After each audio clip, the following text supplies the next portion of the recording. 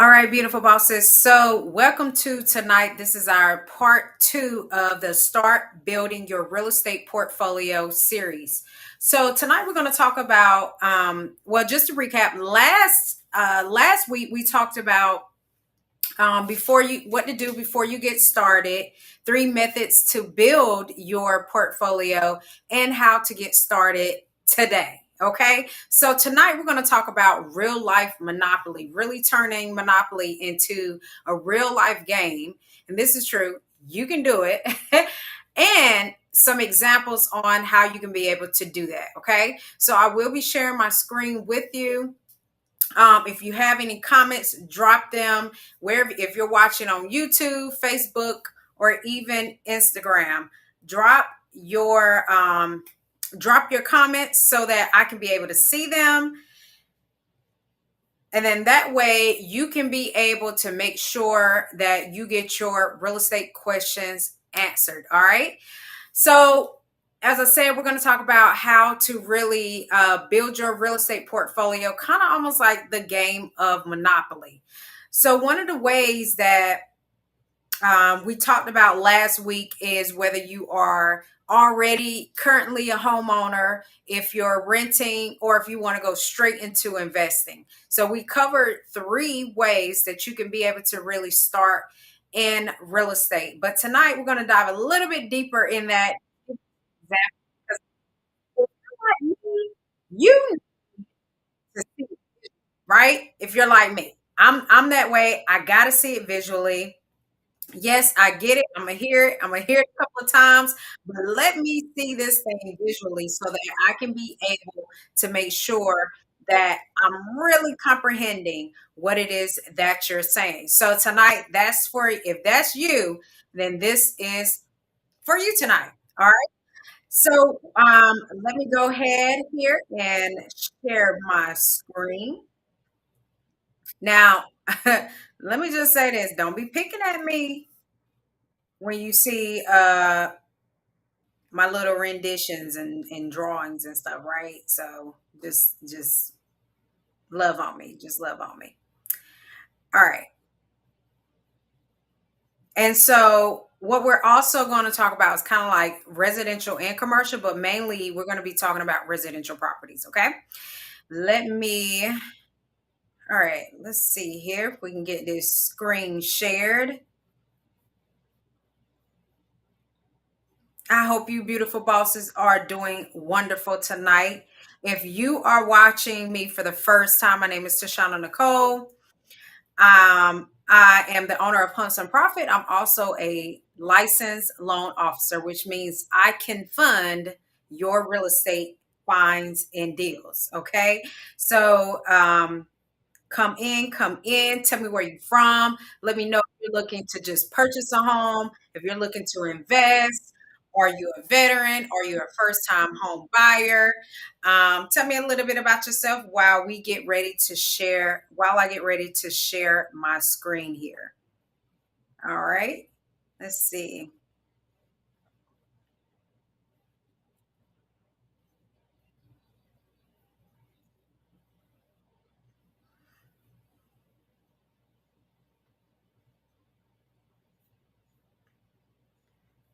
Okay, make sure I'm sharing with you the right thing.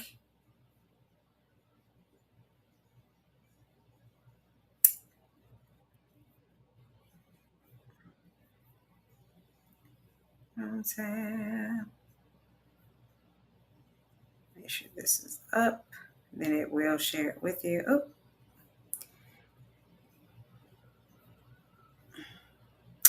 gosh, man, I be feeling, oh, okay. All right.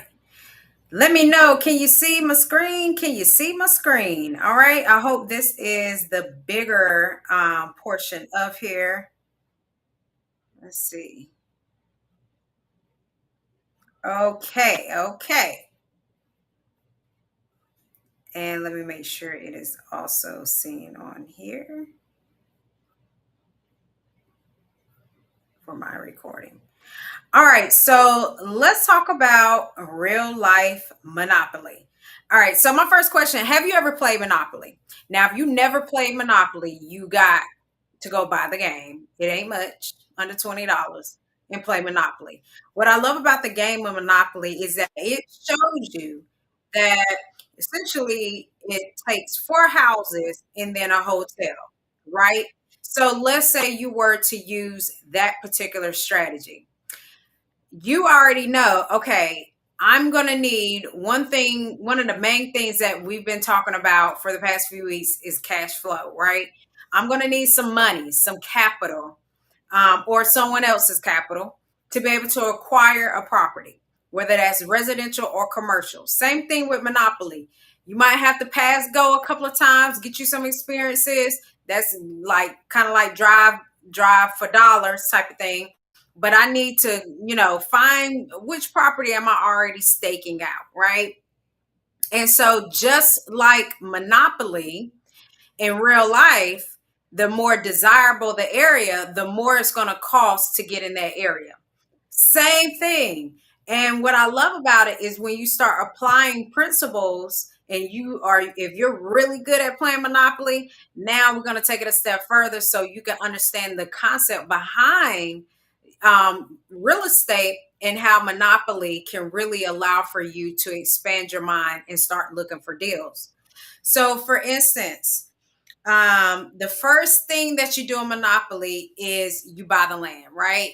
And y'all can correct me if I'm wrong. I played a little ghetto. So we was doing stuff like putting money in the bank, stuff like that. If you land on it, you gotta get the money, stuff like that, right? But the first thing that you do is when you pass go, now you can start buying property, right? And so as your go come around, then you can start adding to that property. But the first thing that you can do is buy land. So let's talk about this. In real estate, when you're looking to first buy land, let's say you wanted to buy land, right? That is actually a way that you can build your real estate portfolio. For instance, my husband and I, we purchased some land and it has increased in price, right? Just a piece of land. So this is a way that you can be able to build your portfolio. Why? Because land is limited, right? So there's not much out there. And if you're able to get your hands on some land for a very good price, well, you can hold on to that land and later develop on that land yourself, or you can be able to sell that potentially to a developer that wants to develop in that area. So the first thing you're going to do is buy the land, okay?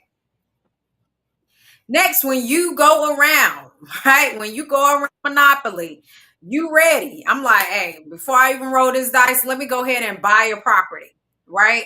Because I'm looking to build my portfolio because the more I have, the more I can charge. Okay. So just think about it. When you purchase one property, you have that particular cash flow coming in, right? But when you purchase two, three, and four houses or more on that property, now you're able to start getting collecting money off that property, more money. So that's just the same as a single family residence from a duplex, triplex, and quadruplex. And if you think about it, all of those type of loan houses, right? Single family, duplex, triplex, quadruplex can all be purchased with a residential loan. Okay. And we talked about that last week, the difference between residential and commercial, right? So you can use a loan to purchase one house, two houses, three houses, or four, right? So that's that single family, duplex, triplex, or quadruplex with a residential loan. But if you big girl status or big boy status, hotels is where the money at. And hotels, if you think about it from the standpoint of in real life, this is a commercial property. So just like you may have those homes, you're collecting cash off of those homes. Now, when you go around, hey, let me go ahead and put some houses. Let me go ahead and purchase a hotel because I don't put houses here. Now I'm ready to upgrade to a hotel. This, my friend, in essence, as I said, is like a commercial property. Now you're able to get rents from businesses, from other individuals if you have a hotel, and now you're able to bring in even more cash flow. But the first thing that you always got to start with in Monopoly is actually acquiring that piece of real estate, right, for yourself. You can't just point and say, "Ooh, I'm gonna get that," or "I got that," and then somebody goes and purchase. It's the person that put in the work, they got it, right? Um, and so if you think about that in real life, if you are driving around looking in your area, looking for properties and just seeing areas that you see up and coming, then you're able to say, okay, I'm about to go purchase this land. And so we talked about different loans last week. I think we talked about a bridge loan. We talked about using different programs throughout these past couple of weeks that you can use in order to actually qualify or be able to purchase these properties. All right. And so with you upgrading essentially to a hotel or commercial, it's going to allow for you to really expand your portfolio. This one commercial property can be worth $1 million, right? Or you can have four houses, as we talked about, and they're each 250,000, and now you had $1 million portfolio. So don't overthink it. It's a real simple process, but you got to determine what that looks like for you. All right. So that's why I want to show you this show you this particular scenario, because I actually use the principles of Monopoly. And when I start actually doing it in real life, it allowed for me to say, like, okay, well, certain areas cost more. So I'm going to need more capital, or I'm going to need an individual to come in and invest with me so that we can be able to acquire this property. Right. Or, hey, let me be strategic and exactly how I acquire this property in order to acquire this property. And so it kind of gets your wheel thinking. So go on and pull out that Monopoly game tonight and thank me for it later. Okay. All right.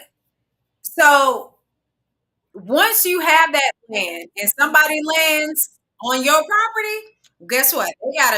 They gotta pay you for being on that property. It's just like if you had a rental property. If you wanted to have a rental property, you can charge others for being in that property. Same thing as Monopoly. You land on there, buddy, pay up. I need my money.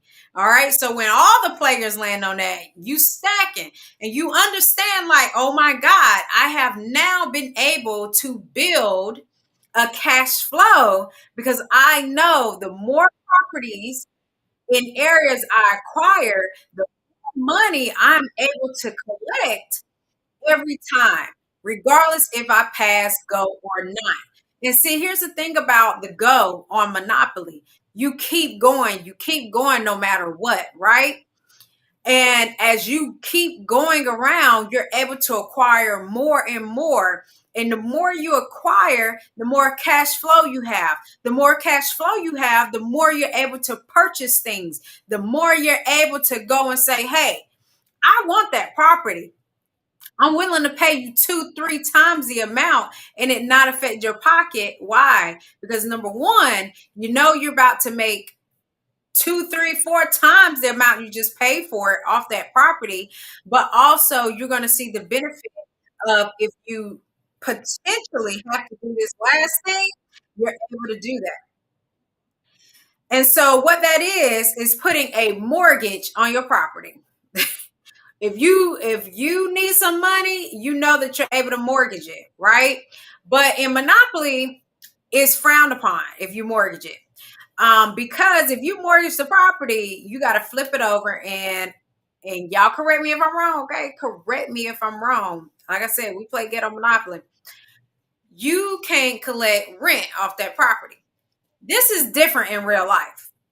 You can mortgage that property, and some programs as little as 6 months, some programs as little as 12 months. Okay. You can be able to mortgage that property and be able to have access to capital. But essentially, you mortgaging that property because you need money. And if you think about it from a refinance standpoint and not a rate reduction, which means, hey, I want to go from a 6 to a 4, which is a rate reduction refinance, but we're talking about cash out. Essentially, cash out means my house is worth 200,000. I have a mortgage balance of 100,000. I know I can go up to 80%. I can go up to 80% of that new value of 200,000, and I can be able to acquire that property. So be able to acquire the cash that's in that property. And so with that, if you think about it, and I'm gonna do the numbers right quick so you'll know, okay? So if your house is worth 100,000, all right, let me put a new slide in here because we're gonna do this real time, okay? Not that one. Let's put this one in. Okay. You have a mortgage balance of 100,000, right? And the value of your home is now 200,000. Well, and some programs, depending on credit score, depending on the lender, you can borrow up to 80%. VA, which I love, you can borrow up to 90%, sometimes 100% if you're paying off debt and depending on the lender. So, love VA, as I said, because you can really, honey, you can do some stuff with some VA loans. But you got to be a veteran or active military to take advantage of a VA loan. All right. So, if you have a value of 200,000, you're going to times that by 80%, which leaves you with 160,000. This is the capital. This is the capital that you have potential access to. Now, when you have 160,000, they're not going to give you 160,000, and they're going to take away your balance. So that's minus 100K, and then minus what it costs to actually get that loan. So we're just going to round that up to 10K. All right. So that means that you have a potential of, and I want to make sure because I want to get my numbers 50,000, I think. So let me make sure. Get my numbers right. You have a potential of $50,000 available to you. What would $50,000 do for you right now? What would $50,000 allow for you to acquire? And this is for home buyers, okay? This is for home buyers right now. But I'm going to show you a couple of strategies here in a little bit that's kind of going to break that down, okay? But what would that do for you? With that 50,000, would you go buy properties? Would you go ahead and acquire, let's say, life insurance, or would you go ahead and pay off all of your debt? Would you take that 50,000, go take a piece of it, go take a trip, and take the rest and go purchase a property? Would you take that 50,000 and be able to put some away for your child whenever they go to school? What would you do with your 50,000? Right? That's what I love about real estate, because not only are you helping, and from my standpoint, this is why we love doing it.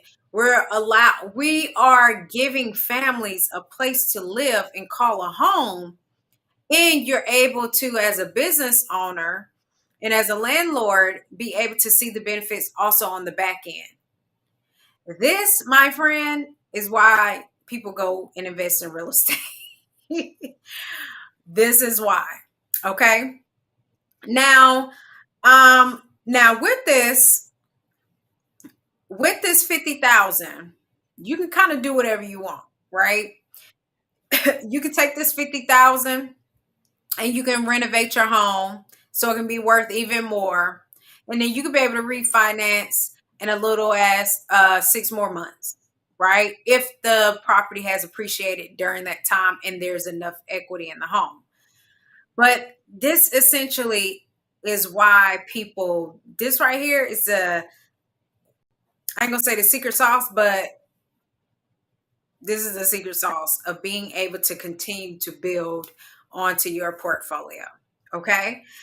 Now, with this, also, knowing that you're able to structure a deal whenever, like, I'm working with a client, I based on their situation, I look at everything, right? What are you looking to do? Not everybody's trying to build a portfolio, right? You may just want to acquire properties and keep just keep acquiring a bigger property every time, right? And live in it. Um, it's all up to you what that looks like. You don't have to build a portfolio, a real estate portfolio, but I know having that real estate portfolio can bring you cash flow, can bring you extra sums, lump sum of money when you need it. And this, my friend, is showing you how that is possible. So let's talk about some different ways that you can start investing. Okay. So tonight, like I said, we want to talk about some examples here, and I have some examples on how you're going to be able to do that. So the first way, the way that we started real estate investing, and a great way if you are a homeowner, you can be able to take advantage of it this way. Or a renter that want to get into their first home, you can be able to first purchase a primary property, which means you're going to live in that property. Okay. We lived in our property for like 2 years before we even did any of this, right? So live in the property that you purchase your primary. Okay. With that primary, you may be over the years, you may be renovating it, and you're in an area where these renovations have allowed for you to see an uptick in the cost of that property, right? So you're able to have more. Well, with that renovation, you can be able to, and I didn't put it on here, but besides the rent, you can be able to just refinance that property. Refinancing, kind of like what we showed in this example, allows for you to pull out that cash flow while you're still living in that property. Okay. You can be able to pull cash out whenever you're living in the property. So you may take the cash from that property, from that refinance, and go purchase another property. And you can continue to stay in your home and over the years continue to refinance and put that money into an investment or pay off debt or do both if you got enough equity in your home. Or you could take that primary, rent it out, refinance it, and then pull the cash out and go and purchase another home. And that was the BRRRR method that we talked about, I think, last week, where you buy, renovate, rent, and refinance, right? Um, and that allows for you to be able to continue to build your real estate portfolio, and you're able to go from house to house and live in this home, fix it up, stand there for a couple of years, and then be able to either rent it out or continue to live there and refinance and pull that and tap into your equity so that you can have access to that cash. That's what I love about just real estate. Like, you can really be able to do so many different things. Another way that you can be able to do it is by, let's say you don't want to live in the home at all. I don't even want to do none of that, right? I don't want to make this my primary home. I'm looking to strictly make this into, building my real estate portfolio. Well, you can be able to purchase an investment and do the same thing, renovate it, rent it out, and refinance and pull the cash out of that property. Okay. And the same thing, you take that money and you go purchase another property. Or you can purchase the investment property, renovate it, and then sell it. So then, therefore, you're able to take take the cash from the proceeds, and purchase another property. and then you can continue to repeat that. But if you're really looking to build, and you may say, okay, I'm going to real life monopoly it, and I'm going to purchase a home, I'm going to fix it up, I'm going to sell it, purchase, fix it up, sell it, and you may do what is called a 1031 exchange, so that you're able to roll over the capital gains into homes. As you acquire larger properties, there are some stipulations when it come to a 1031 exchange. I'm not going to go into that tonight. Um, but that's particularly one of the ways that you can be able to save when it comes to capital gains. Okay. You're going and you're reinvesting the profits from that cash into a larger property. All right. And then you have a certain amount of time that you got to do that. Like you got to be on it when you're doing something like that. Okay. As I said, if you want to know more about that, hit me up. Okay. Just message me and we can talk about it. Now, another way, and I know a lot of individuals are doing it this way, is that they want to go into wholesaling, right? So, where you don't own any of the properties, but you are looking to take real estate and be able to essentially almost be that middleman in between the seller and the purchaser, right? And that's where you can be able to find the house and find the buyer, right? So there's a couple of ways that you can do wholesaling. You can either do what is called a double close, or you can do an assignment where you write your name, your information is in there as well as in how much you're getting for that property. And essentially, you're just connecting the buyer and seller and you do it right then there in one close, or a double close where you purchase the property, you purchased it, name on it, and then you already have your buyer that's ready to purchase it same day, next day, right? Double closing. Um, but essentially, regardless, you're able to get in real estate without really putting any money. You just got to have some hustle and start meeting individuals and networking and prospecting. But you essentially can get in real estate and be able to use wholesale proceeds to be able to take the cash from the proceeds and purchase another property, right? And continue to continue to repeat that. So you may earn 5,000 on the first deal, 10,000 on the next deal, and then let's say you may earn 30,000 on the next deal, right? And you take that 30,000 and now I'm about to go acquire my first property, right? And I'm going to take this property, I'm going to renovate it, rent it out, and I'm going to refinance and pull my 30,000 plus a little bit more, right? So now you done acquired this house for 30,000 that needs a little bit of renovations. You're fixing it up. You brought the value up on this home to 200,000. Now you're able to pull capital out. Now, here's the thing. Take heed, okay? Take heed on this. Usually with a this is usually for primary, okay? Primary. 80% primary. When it comes to investment, the most you may be able to pull out, depending on score, depending on the lender, is 75%. Okay? So let's do the numbers for 75%. We're going to do a value of 200,000, and 70% of that is 140,000. We're going to pay off that first loan, which is the 100,000 minus, we're going to keep the 10K in, keeping it simple, right? So minus our, our 10,000. So essentially you're getting away with $30,000. But let's say you only acquire this and you put 20% down. So you only put down $20,000. Now, my friend, you just profit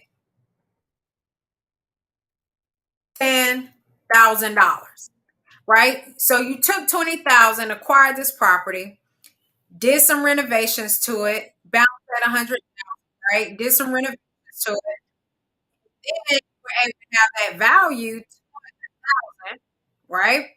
You're able to now take 75% of that. You done made 30,000, profit 10,000 off of this property. And that's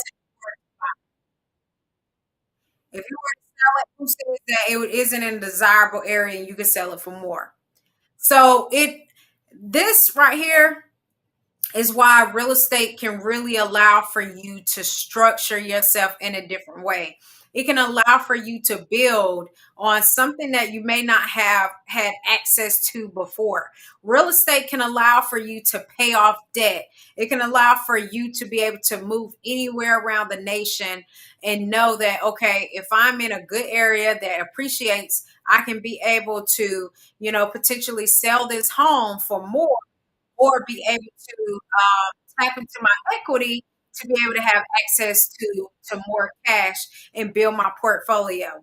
You can be able to use real estate to buy your first home and pay less in rent. And we talked about that last week, how California, you got renters paying 30, 50% of their income in rent to be in certain areas, right? So you can be able to save monthly by having a mortgage payment versus a rent payment. So there's so many different ways that you can use real estate to be able to really grow your portfolio and to be able to essentially leave a legacy or leave behind something for the next generation so that they have something to start with. Not only just the properties, but the knowledge. And that's one thing that I love about real estate, and that you're not going to essentially find it, uh, tap into that in its essence like that anywhere else. Because if you think about stocks, with stocks, you are shoes. You're liable to be at a place where you're not able to, you lose your money. I just checked my stocks today and was like, oh my God, it's way down. But like Adrian said, right? She said, buy more property and take a vacay. Honey, yes. You can be able to do so much with real estate, but you got to be willing to understand, where do I start and where am I trying to get to? And really just sit down, and have a strategy, right? And I can be able to help you formulate what that strategy looks like for you. But more importantly, for yourself, decide, okay, if I'm going to do this, I'm willing to put the energy, the time towards the things that I want to make happen. And so if that's you, you want to be able to take the time, the energy, start by doing Monopoly. Start by playing Monopoly. Because if you start by playing Monopoly, you're going to notice there's some things that you may not have noticed before. There's some things that now you may say to yourself, okay, I'm ready to be able to build, essentially build something that I don't know, I've never done before, right? You may have family that you want to partner with. And, this family where you all are going in so that you can acquire certain properties. You may have potential business partners that you want to go into real estate with. But all in all, I'm saying all of this because when it comes to building a real estate portfolio, it's very simple. You got to know, what do I need for capital? What do I need? What type of property is this? Is it residential or commercial? And what resources do I already have in order to, acquire those properties? Right? And, I just want to understand that regardless of how you start, whether you owning right now or you're renting, you can still get in real estate. You can still get in real estate.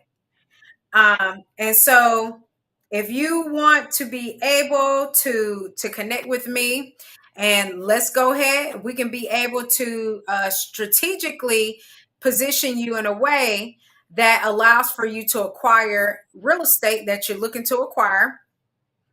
But we got to know what that looks like, right? If I know what that looks like, then we can be able to set up a game plan to make that happen for you. But by me knowing what that looks like, I'm able to strategically begin to put you in a place that allows for you to be able to understand, okay, these are my first steps, and this is what I need to do next. This is what I can do after that. And it allow for you to grow. Okay. So if you have any questions, what I'm going to do, I'm going to come in here in the chat. If you have any questions, drop them below. I'm willing to answer them now. Let me go in here. You can also private message me if you have a question. I will leave it anonymous so nobody, because some people don't like people knowing their business. So 1 second, let me come in here. I'm going to check right quick, see if anyone has any questions. All right. Let's save this. All right, so I did have a question that was sent to me earlier, and the question is, I'm a first-time home buyer, and I'm not sure where to start in the process with even where to look for a property. Should I start? So, if you are a first-time home buyer, I will say it's all about, and you hear this all the time because it's true, location, location, location. One of the things that I look at when it comes to purchasing any property is first the purpose of that property, right? But also the appreciation potential of that property. And I'm looking at the area, right? I'm looking at the school system, everything like as a family. What would you want in that area? I'm looking at school system. Is it an up and coming area? I want to, if it's being gentrified, guess what? I'm a get my piece up in there too. Okay, like okay, I'm gonna own some ownership up in here too because you know, at the end of the day, you want to be able to take stake in areas that are appreciating. Is there infrastructure being built? Which means, is there businesses coming in that area? Is there new roads being built? Is there infrastructure, like physically commercial buildings being built? Is there logistics coming in the area? What type of people are coming in the area? Sometimes some areas appreciate more than others, but if you're staying in that home as primary residence, you may be in there for 2 or 3 years before you even before you even move or decide to refinance.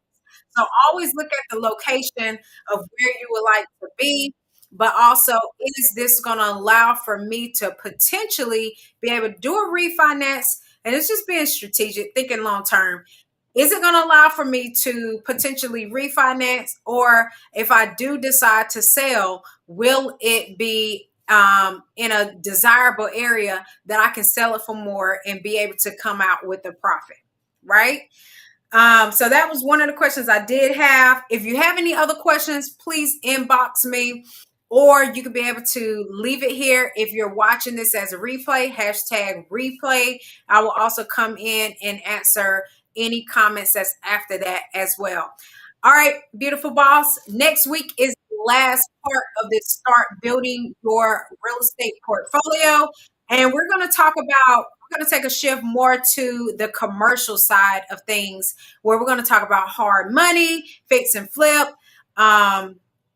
And we talked about house hacking last time, but we're going to talk strictly about, using different ways that you can acquire properties from a standpoint of being a business owner and commercial.